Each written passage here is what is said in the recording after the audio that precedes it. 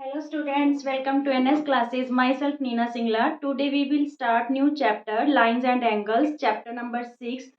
Students यहाँ पे जो लाइंस की डेफिनेशन है वो मैं आपको introduction to Euclid geometry chapter number 5 में क्लियर कर चुकी हूँ। वहाँ पे सारी उसको डिफाइन कर रखा है, पर एक बार शॉर्ट रिवीजन कर लेते हैं लाइंस की, फिर एंगल्स को हम एक्सप्लेन में पढ़ेंगे। ठीक है, तो देखिए सबसे पहले what is line. Line is a breathless length. Line क्या होती है? एक ब्रेथलेस लेंथ होती है जिसको इनडेफिनेटली बोथ साइड से हम क्या कर सकते हैं स्टूडेंट्स, एक्सटेंड कर सकते हैं। मान लीजिए ए और बी आपकी एक लाइन है which can be extend indefinitely both side. और लाइन का स्टूडेंट्स कोई भी एंड पॉइंट नहीं होता। ठीक है, लाइन का कोई भी एंड पॉइंट नहीं होता। नेक्स्ट आपकी रहेगी line segment. line segment. What is line segment? The line which has two end parts, जिसके two end parts होते हैं, point A and point B, both are end points and definite length होती है। ठीक है, जिस लाइन की definite length होती है और two end points होते हैं, that is called line segment. What is ray?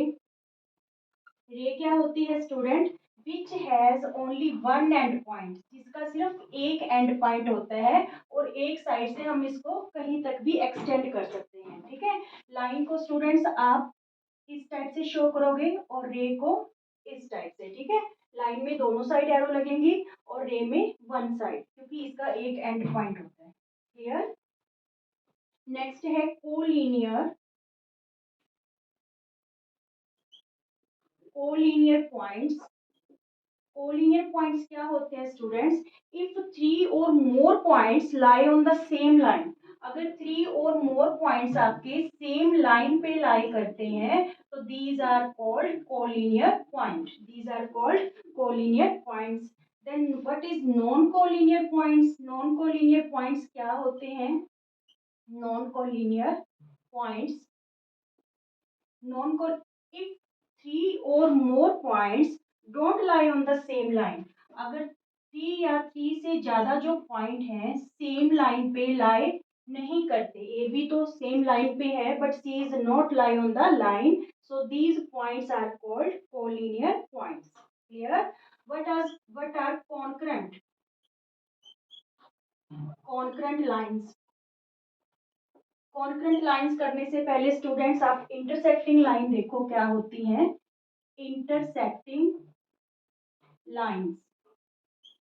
If two lines have a common point, अगर टू लाइंस इंटरसेक्ट करती हैं एट कॉमन पॉइंट पे, मान लीजिए लाइन एल है और लाइन एम है, बोथ आर मीट या both are intersect at point O, then these are called intersecting line. ठीक है, intersecting lines, or point O is called point of intersection. This one is called point of intersection. Is it clear? Intersection lines, intersecting lines. Now concurrent lines. If three or more lines intersect at common point, three और more lines अगर common point पे intersect कर रही हैं तो these are called concurrent lines. Clear? Next है parallel lines. parallel lines. Two or more lines said to be parallel. Two or more lines said to be parallel if they have no common point. या फिर हम ऐसे भी बोल सकते हैं if they have not intersect at common point, कहीं पे भी वो इंटरसेक्ट नहीं करती at the distance between them is always constant, और जो उनके बीच की डिस्टेंस होती है वो क्या होती है? ऑलवेज कांस्टेंट होती है। These are called parallel lines. Clear?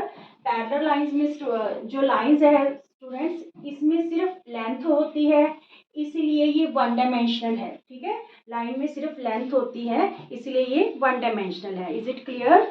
आपको पूरी डेफिनेशन समेत है जो वो कोऑर्डिनेट ऑफ यूक्लिड ज्योमेट्री में डेफिनेशंस मिल जाएंगी। मैंने इसको लाइन को एक बार आपको रिवाइज करवा दिया है। अब हम करेंगे एंगल्स। ओके स्टूडेंट्स, चलिए एंगल्स करते हैं। What is an angle? When two rays have initial common point, ठीक है। अगर टू रेज का कॉमन इनिशियल पॉइंट होता है then they form an angle, तो वो एक क्या फॉर्म करती है, एंगल फॉर्म करती है, ठीक है। क्या फॉर्म करती है, angle. A O B is an angle. तो सबसे पहले स्टूडेंट्स आप एंगल को लिखना सीखो कि एंगल लिखा कैसे जाता है। कि एंगल का साइन होता है ए ओ बी, या फिर इसको हम लिख सकते हैं बी ओ ए ओ बी भी लिख सकते हैं, बी ओ ए भी लिख सकते हैं, या फिर एंगल ओ। अगर आपने इसको नेमिंग दिया है एंगल वन, क्लियर। जो वर्टेक्स होता है मीन्स जो कॉमन रीजन होता है वो हमेशा बीच में होना चाहिए। ये लिखने में स्टूडेंट्स बहुत ज्यादा मिस्टेक करते हैं, ठीक है।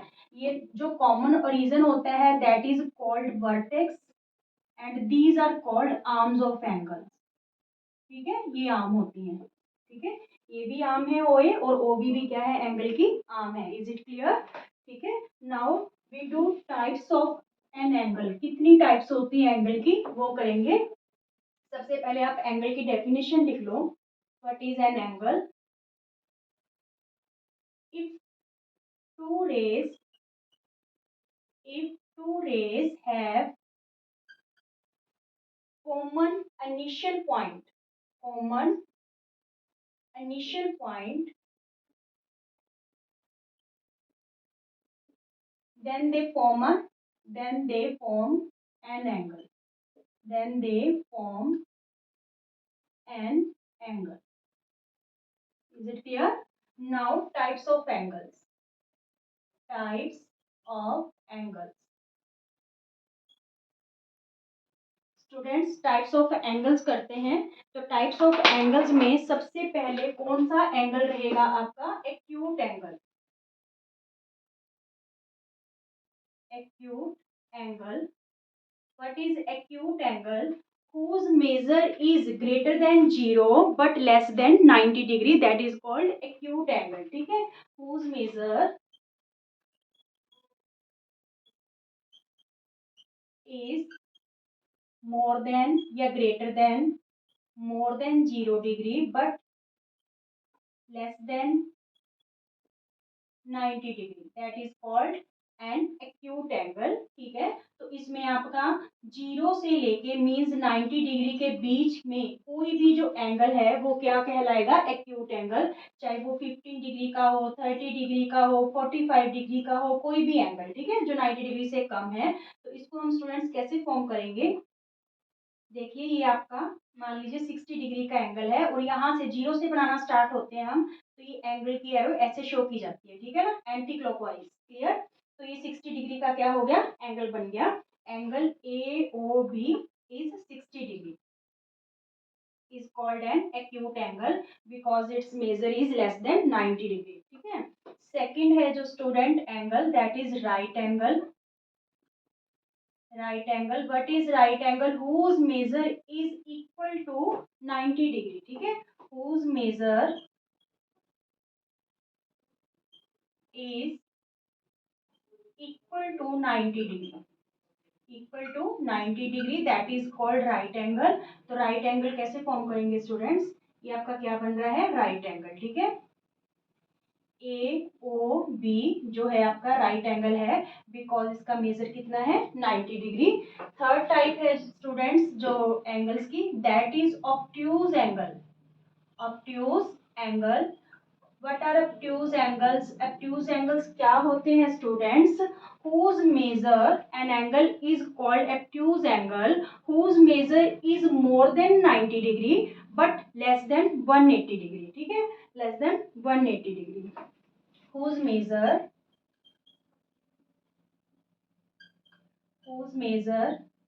is more than 90 degree but less than 180 degree, ठीक है।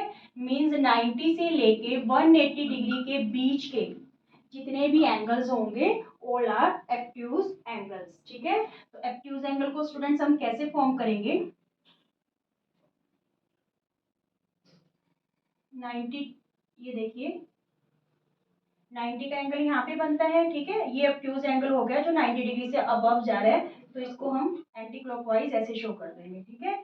A O B is an obtuse angle because its measure is greater than 90 degree, ठीक है। More than 90 but less than 180। Now fourth type is straight angle. Fourth type is straight angle, ठीक है। Straight angle क्या होते हैं students? वो angle जिनका major 180 degree होता है, हुज मेजर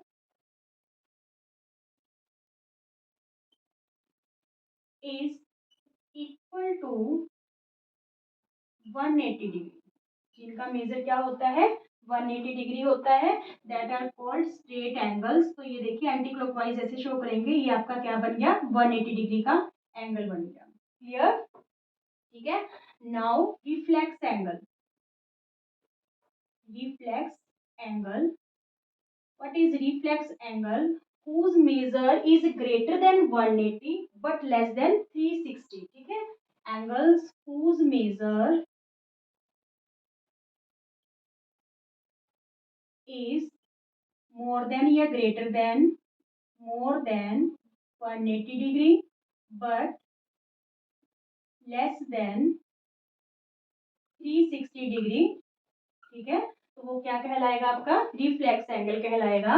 मींस 180 से लेके 360 के बीच के जो भी एंगल्स होंगे वो क्या कहलाएंगे? रिफ्लेक्स एंगल कहलाएंगे।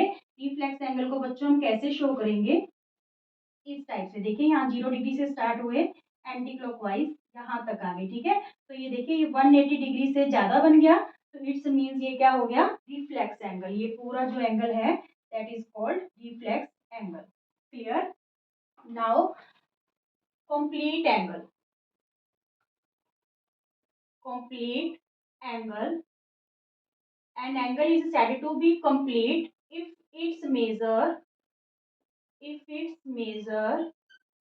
is equal to 360 degree. Is equal to 360 degree. ठीक है। तो इसको कैसे शो करेंगे कंप्लीट एंगल को स्टूडेंट्स? यहाँ 0 डिग्री से स्टार्ट हुए और यहाँ तक, ठीक है। क्लियर? तो ये 360 डिग्री का आपका एंगल हो गया। क्लियर? ओके। चलिए स्टूडेंट्स नेक्स्ट करते हैं हम bisector of an angle. What is bisector of an angle? A ray which divides the angle into two equal parts. एक रे जो एंगल को टू इक्वल पार्ट्स में डिवाइड करती है that is called bisector of an angle. तो angle A O B में O C is the bisector of an angle. तो ये दोनों एंगल की वैल्यू क्या है स्टूडेंट्स? सेम है। Clear? Bisect means two equal parts में डिवाइड करना। Now adjacent angles. What are adjacent angles? कौन से होते हैं students? Two angles are called adjacent angles if तीन कंडीशन अगर वो फुलफिल करते हैं तो वो एंगल एडजेसेंट एंगल्स कहलाएंगे। क्या कंडीशन है? If they have a common vertex. अगर उनका जो वर्टेक्स है वो क्या होगा स्टूडेंट्स? कॉमन होगा। यहाँ पे आपको जो ओसी है ये जो है इसको बाइसेक्ट नहीं कर रहा बट इंटरसेक्ट कर रहा है इस एंगल को, एंगल एओबी को। तो यहाँ पे आपके दो एंगल बन रहे हैं students, angle AOC and BOC. तो इन दोनों एंगल्स का जो कॉमन वर्टेक्स ओ है। सेकंड कंडीशन क्या है? They have a common arm. तो ओ सी इस एंगल की भी आर्म है और इस एंगल की भी आर्म है, ठीक है। कॉमन आर्म होगी। देयर नॉन कॉमन आर्म्स, जो उनकी नॉन कॉमन आर्म्स है कौन सी है? ओ बी और ओ ए, ये दोनों नॉन कॉमन आर्म्स है इनकी। आर डिफरेंट साइड्स है कॉमन आर्म के। कॉमन आर्म के एक उधर वाली साइड है और एक इधर वाली साइड है। क्लियर? तो ये जो दोनों एंगल हैं ये वाले एंगल्स क्या कहलाएंगे? आपके adjacent angles. Clear? Now linear pair of angles. देखिए एडजेसेंट एंगल्स और लीनियर पेयर ऑफ एंगल्स में क्या डिफरेंस है? ये दोनों कंडीशन तो सेम रहेंगी। थर्ड कंडीशन कि जो नॉन कॉमन आर्म है एडजेसेंट एंगल की, अगर वो एक स्ट्रेट लाइन फॉर्म कर देती है, ठीक है, ओए और ओबी अगर एक स्ट्रेट लाइन फॉर्म करती हैं तो these angles are called linear pair of angles. ठीक है। तो जो लीनियर पेयर होता है स्टूडेंट्स उसमें जो एंगल का सम होता है AOC plus angle B O C equal किसके होते हैं 180 डिग्री के, ठीक है 180 डिग्री के। नाउ वर्टिकल ऑपोजिट एंगल, तो मैंने आपको बताया था कि जब टू रेज इंटरसेक्ट करती हैं, ठीक है टू लाइंस जब इंटरसेक्ट करती हैं किसी कॉमन पॉइंट पे, तो वहां पे आपके फोर एंगल्स फॉर्म होंगे। तो जो ऑपोजिट एंगल्स होते हैं एंगल 1 और एंगल 2 का मेजर इक्वल होगा, और एंगल 3 और एंगल 4 का मेजर क्या होगा इक्वल होगा। इन्हें वर्टिकली अपोजिट एंगल्स बोला जाता है। मींस एंगल 1 एंगल 2 के इक्वल होगा और measure of angle 3 equal to measure of angle 4। Is it clear? Now, what are complementary angles और what are supplementary angles? ठीक है, कॉम्प्लीमेंट्री और सप्लीमेंट्री एंगल्स और करते हैं स्टूडेंट्स। फिर यहाँ पे हमारा एंगल्स का कंप्लीट हो जाएगा। देखिए कॉम्प्लीमेंट्री एंगल्स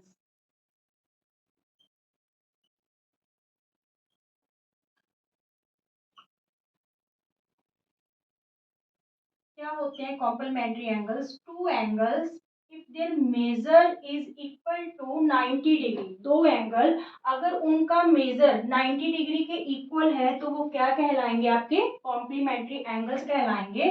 मान लीजिए ये भी 45 है और ये भी क्या है आपका 45 डिग्री है, तो ये एंगल आपका क्या कहलाएगा कॉम्प्लीमेंट्री एंगल कहलाएगा। और ये दोनों एक दूसरे के क्या होंगे कॉम्प्लीमेंट्स, ठीक है दोनों एक दूसरे के कॉम्प्लीमेंट एंगल होंगे। क्लियर। ए ओ बी और सी, यहाँ पे ए ओ सी प्लस सी ओ बी, ए ओ सी प्लस सी ओ बी, या इसको बी ओ सी भी लिख सकते हो स्टूडेंट्स, ठीक है दोनों का जो सम है वो क्या है 90 degree. So these are called complementary angles. Then what are supplementary angles. Supplementary angles क्या होते हैं। if the measure of two angles if the measure of two angles अगर दो एंगल्स का मेजर है वो 180 डिग्री के इक्वल है, ठीक है वो क्या है 180 डिग्री के इक्वल है, then these are called supplementary angles. These are called supplementary angles. Is it clear? Okay.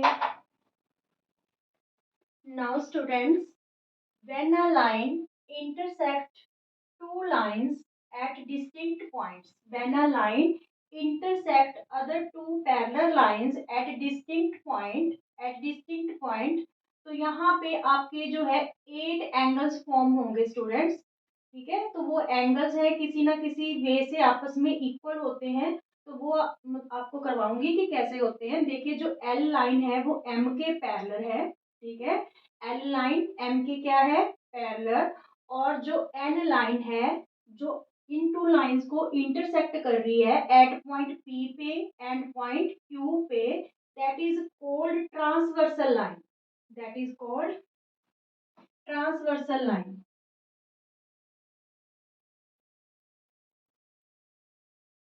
Clear इतनी बात। मीन्स जो लाइन एल है दैट इज ट्रांसवर्सल लाइन, और ये दोनों क्या होगी पैरेलल लाइंस। तो यहाँ पे आप देखिए 8 एंगल फॉर्म हो रहे हैं, angle 1 angle 2 angle 3 angle 4 angle 5 angle 6 angle 7 and angle 8, ठीक है। सबसे पहले जो एंगल्स की टाइप्स है इसमें सबसे पहले है corresponding angle. Corresponding angles students कौन से है इसमें कॉरस्पॉन्डिंग एंगल्स। देखिए ये जो पैरेलल लाइंस हैं इस पैरेलल लाइन के अपवर्ड डायरेक्शन वाला और ये भी अपवर्ड डायरेक्शन वाला मींस एंगल 1 और angle 5 on the same side of the transversal line, ठीक है अपवर्ड डायरेक्शन में है। या फिर आप सिंपल लैंग्वेज में करो तो इस लाइन के भी ऊपर वाला एंगल और इस लाइन के भी ऊपर वाला angle both are equal because these are corresponding angles. Angle 1 equal to angle 5।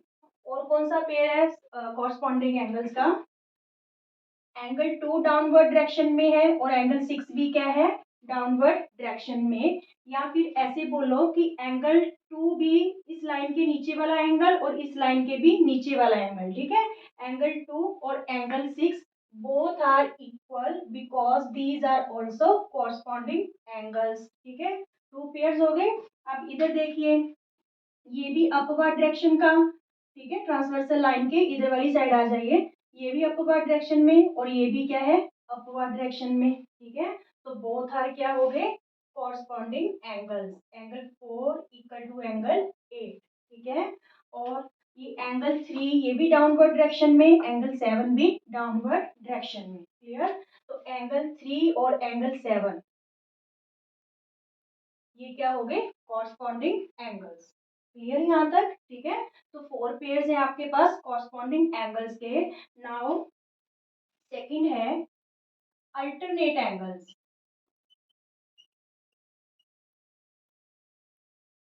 Alternate angles students two types के होते हैं, alternate interior angle and alternate exterior angle. सबसे पहले हम अल्टरनेट इंटीरियर एंगल देखते हैं, ठीक है, फिर एक्सटीरियर की बात करेंगे। पहले आप ये चीज देखो कि कौन से इनमें इंटीरियर है और कौन से एक्सटीरियर है। ये देखिए एक बार फिर ड्रॉ करते हैं। तो ये वाले जो एंगल हैं, ये वाले चारों एंगल, ठीक है, ये वाले तो एक्सटीरियर एंगल हैं। क्या है ये एंगल, एक्सटीरियर, ठीक है। बट जो ये वाले एंगल हैं दोनों लाइंस के अंदर वाले, ये क्या कहलाएंगे, इंटीरियर एंगल, क्लियर इतनी बात। ये एंगल 1 एंगल 4, ठीक है, ये और यहाँ पे एंगल 6 और एंगल 7, ये तो है एक्सटीरियर एंगल। और इंटीरियर एंगल कौन से हैं, 2 और 3, 5 और 8, ये इंटीरियर एंगल है। बट यहाँ पे इन्होंने बोला है अल्टरनेट इंटीरियर एंगल। तो अल्टरनेट इंटीरियर एंगल कौन से होंगे बच्चों, 5 और 3, ठीक है, ट्रांसवर्सल लाइन के दोनों ऑपोजिट साइड, ठीक है, और इधर से 2 और 8, क्लियर। कौन से हो गए alternate interior angle, angle 3 equal to angle 5 होगा because these are alternate interior angle. और एंगल 2 किसके इक्वल होगा, एंगल 8 के, इज इट क्लियर, ठीक है। और फिर अल्टरनेट एक्सटीरियर एंगल 4 है जो 6 के इक्वल होगा और 1 है जो 7 के इक्वल होगा, ये भी क्रॉस बनाएंगे, 1 है 7 के और 4 6 के, clear. alternate exterior angle are angle 4 equal to angle 6 and angle 1 equal to angle 7, clear। alternate interior or alternate exterior angle। now co-interior angles, co-interior angles